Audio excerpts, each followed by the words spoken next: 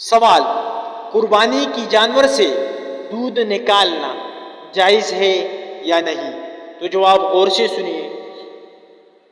قربانی کی نیت سے جانور خریدنے کے بعد اس سے دودھ نکالنا جائز نہیں ہے۔ اگر کسی نے ایسا کیا اور دودھ نکال لیا تو دودھ یا اس کی قیمت صدقہ کرنا واجب ہوگا۔ دوسرا سوال: قربانی کی جانور کا ذبح کا مسنون طریقہ۔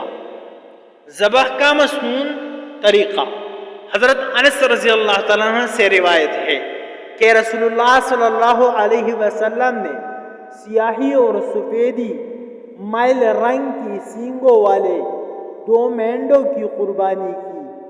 اپنے دست مبارک سے ان کو ذبح کیا اور ذبح کرتے وقت بسم اللہ اللہ اکبر پڑھا۔ میں نے دیکھا کہ اس وقت آپ صلی اللہ علیہ وسلم اپنا پاؤں ان کے پہلوں میں رکھے ہوئے تھے اور زبان مبارک سے بسم اللہ اللہ اکبر کہتے جاتے تھے۔